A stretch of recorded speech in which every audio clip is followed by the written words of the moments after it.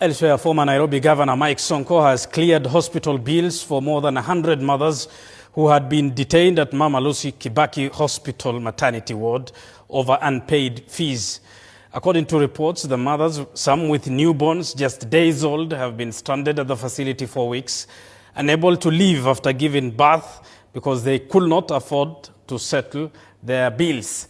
Inside the overcrowded maternity ward, women were laying two on a bed, some with babies wrapped in thin sheets, waiting helplessly for a miracle.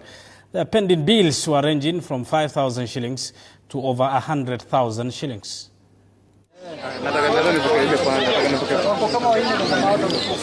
Sababu kwa hii era, hii era ya wamama kuzuiliwa sababu ya bili ya kuzaa.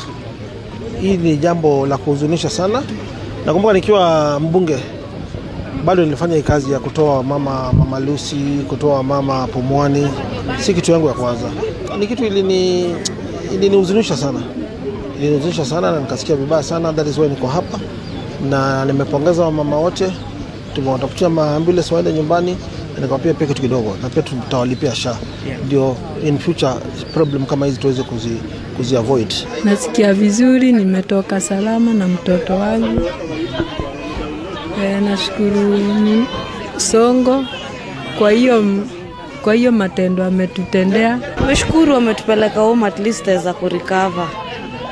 Ni asante, tunasema Sonko tena 2027. Nashukuru na tena tunasema ni asante.